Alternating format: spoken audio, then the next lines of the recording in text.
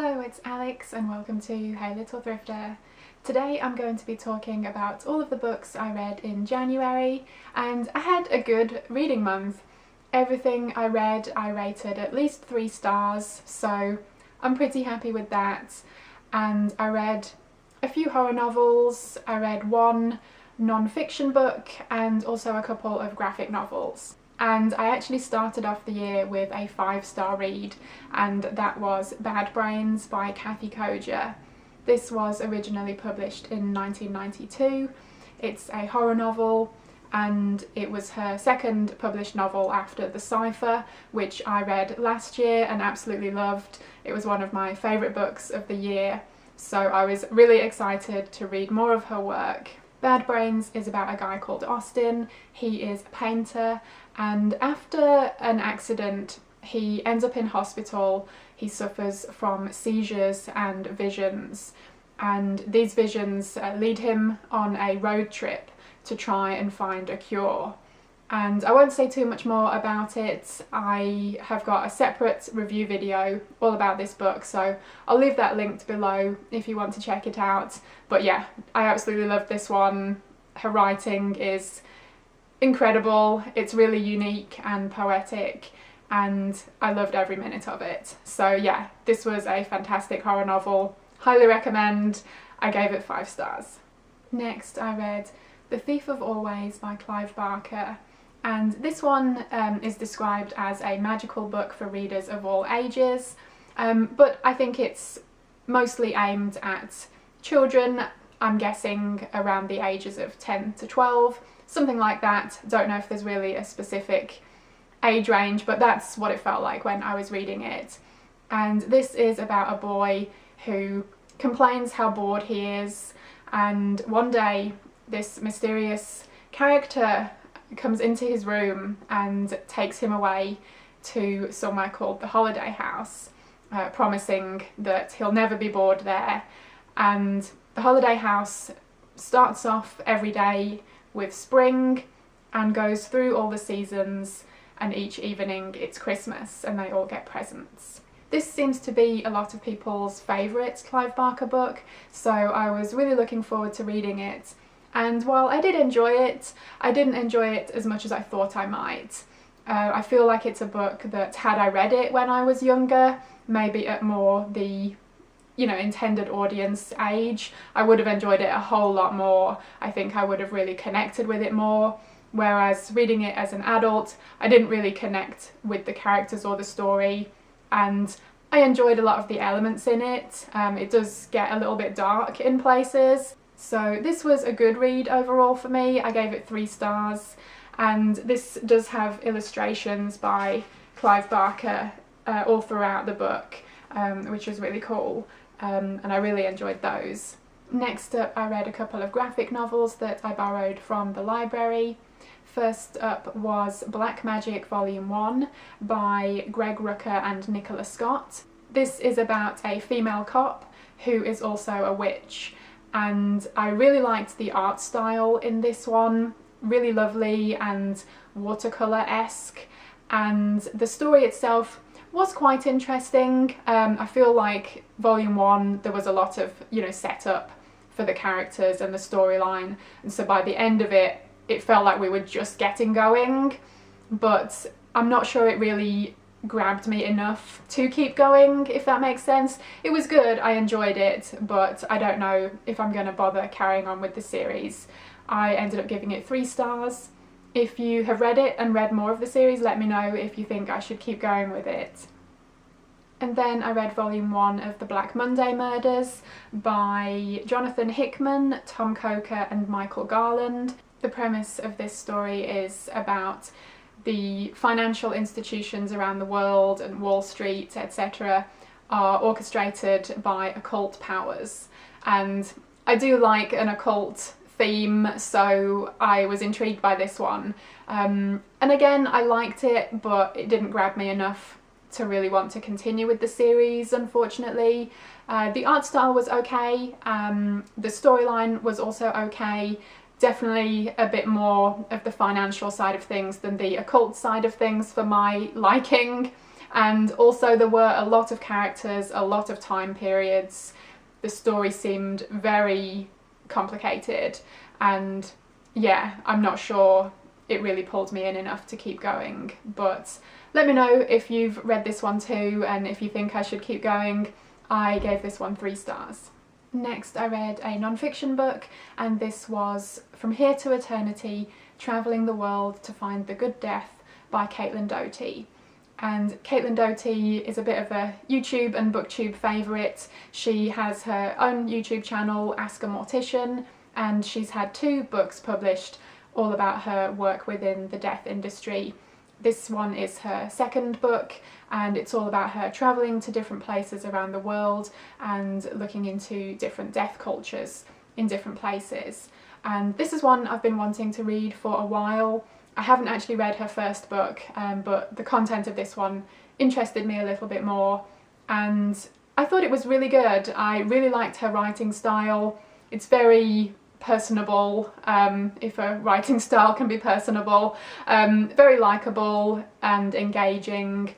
There is some humour in there, but it definitely never felt like she was making fun of any of these practices. It definitely felt really natural and just engaging.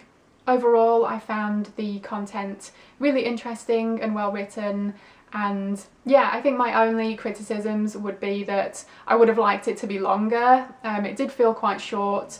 She does detail death practices in a handful of places around the world, but I would have just really liked to learn about more. And the other thing, I didn't really like the illustrations, honestly. Just not my cup of tea, and I found that there were several times when I wished there'd been a photograph rather than an illustration, because I just didn't feel the illustrations conveyed well enough what they were trying to represent. So I ended up Googling things so I could get a better idea of what was being talked about. But overall, the writing, the content of the book was really good, really interesting. I'm really glad I picked it up, and I gave it 4 stars. Then I read The Troop by Nicola, and I listened to the audio version of this, which was narrated by Corey Brill, and I'm finally jumping on the Nicola train. I've heard a lot of great things about his work over recent years, but I haven't picked anything up by him until now, and I thought I'd start off with The Troop because that seems to be his most liked book. This is about a group of Boy Scouts and their leader who go to this small island near where they live for a weekend of camping and other such Boy Scout things, and while they're on the island they meet a stranger who is incredibly thin and definitely has something wrong with him. This is basically a story about an extreme strain of tapeworm, and yeah, all of those words together are quite horrifying, and the book is too. I'd heard that this book was really gross, and it definitely is, but his writing is excellent and the story was told so well. You really get to know each of these characters individually, and you definitely feel emotions for each of them. Not all necessarily good emotions, but emotions nonetheless. And yeah, you're right there with them as they are trying to survive this situation that they find themselves in. I really liked the format of the book. Every so often we either flash back or flash forward to an interview with various people, or like transcripts where we learn a bit more about what has happened. And yes, it is thoroughly disgusting. I had heard some people say that they didn't find it scary, they just found it really gross. And personally, I found it scary because it was gross. Like, the thought of witnessing this happen to someone or having it happen to me was terrifying. And I'm pretty on top of that whole hand washing thing, but this made me even more conscious of it, just like every moment of the day. Yeah, I should probably just wash my hands now just in case. So yeah, there's that. But yeah, this one was a really excellent horror novel.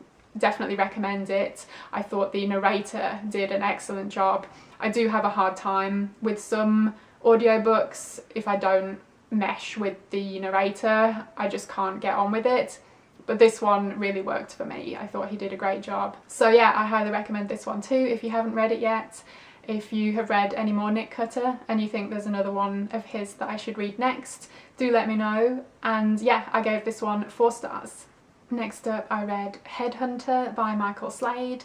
This was originally published in 1984 and this edition was from '86.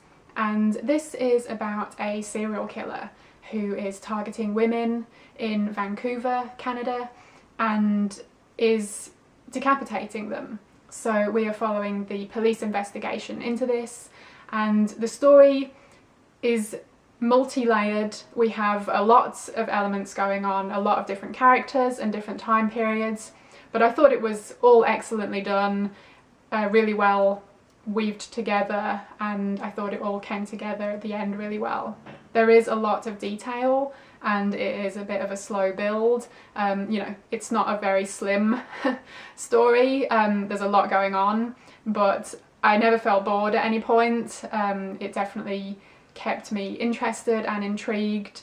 I had heard that the reveal at the end was totally shocking, and unfortunately I actually figured out who the killer was before the end, which is not something I normally do. Normally I just kind of go along for the ride and I don't really spend time thinking about who it might be, but there were a couple of clues that I just happened to piece together and yeah, guessed who it was. Obviously I'm not going to spoil it for you, but yeah, I figured it out, and also another element that kind of comes along with that reveal I had also figured out. So it didn't quite have the impact at the end that I thought it might, but I still really enjoyed it and I thought it was really good. This is a really great mix of like horror and thriller, crime thriller specifically. I think I haven't ever read the book of Silence of the Lambs, but I have seen the film multiple times, so I think it kind of falls into a similar category of like that straddling the line between horror and thriller. And also it made me think of the Girl with the Dragon Tattoo series by Stieg Larsson, so I think if you like that you might like this.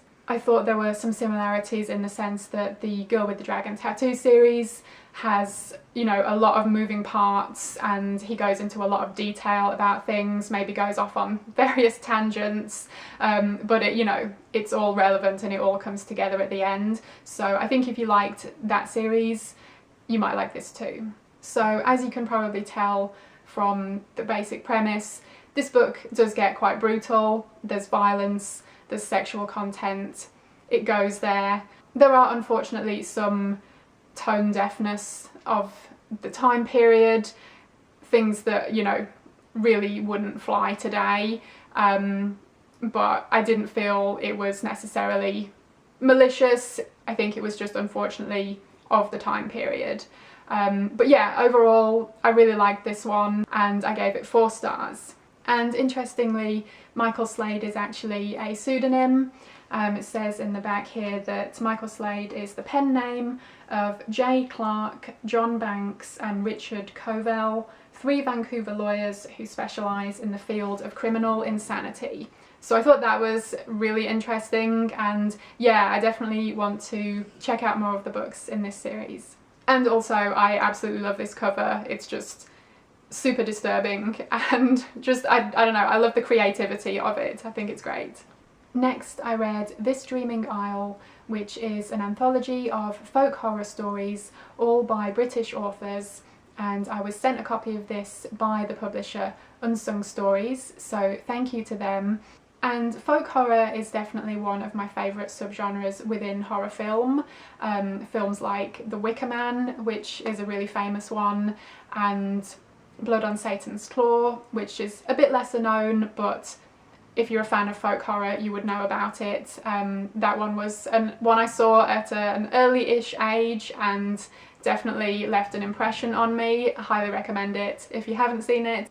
The collection is edited by Dan Coxon and it's split up into 3 different sections, one for country, one for city and one for coast. And we have stories within each section relating to those different areas. And some of my favourite stories, I'll read you the list of authors that wrote those ones. Katrina Ward, Andrew Michael Hurley, Tim Lebbon, Aaliyah Whiteley, Alison Littlewood, Ramsey Campbell and Angela Redman. Those were my favourite ones from the whole collection. I really enjoyed this collection. As a Brit who no longer lives in the UK, I actually found it made me quite homesick. All of these, you know, familiar places being written about. Yeah, there's just like an innate sense of home for me there. So even though there were all these horrible things happening, I just really liked that aspect of it, of the depiction of Britain, good and bad. So we have occultism and ancient evils, some are supernatural, some are related to other myths and legends of the country. And yeah, I thought it was a great collection. Overall, I gave it 4 stars. And then I finished off the month with not 1 but 2 point horror books. I was just really feeling in the mood for a bit of point horror, a bit of nostalgia. And first up I read Silent Witness by Carol Ellis.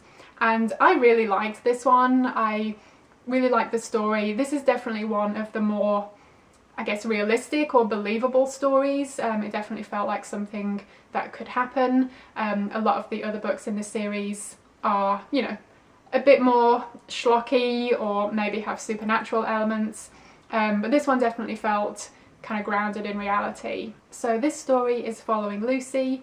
She is a teenager who is dealing with the death of her neighbour and childhood friend Alan. Lucy and Alan were all part of the same group of friends at school, and Alan died in an accident, and now Lucy and the other friends are all dealing with that in their different ways. Because Lucy was also a neighbour of Alan's, Alan's mum brings Lucy over a box of Alan's things and says, you know, maybe if you want any of these you can take them or give them to some of his other friends at school, see if they want to keep them as a memory of Alan. So Lucy does this, and one of the items in this box of stuff is a videotape. And Alan was a big lover of film, and he would always have a camcorder on hand. He was always videotaping his friends at various parties and stuff. And Lucy starts to watch this tape and she finds something unexpected, and because of this someone starts to track her down to get this videotape back so this information doesn't get out. And this one was really good. I hate to say that in a surprised way, but you know, a lot of these books don't live up to my memory of them, and honestly I didn't recall any details on this one, even though I know I had this one when I was a kid. But I just really liked this for whatever reason. It definitely had the nostalgic vibes that I was after, but I just thought it was really well written. It was very suspenseful throughout, but in a kind of subtle way, rather than relying on, you know, jump scares and cliffhangers at the end of each chapter. So yeah, I just thought this was great. I didn't guess the reveal, and it was just, yeah, a great read. I gave it 4 stars. And last up for the month I read Teacher's Pet by Richie Tankersley Cusick, and this one definitely falls in the more far-fetched and schlocky end of the point horror world. It was still good fun, but I didn't like it as much as Silent Witness. This is about Kate. She is in high school and she's a really talented writer, so her English teacher takes her with her to this writer's retreat so Kate can learn more about the craft. And Kate is really into horror writing, and there is a famous writer called William Drew who is holding some classes at this retreat, so Kate is really excited about going to his classes and learning more. But once they get there, they find that William Drew is nowhere to be found.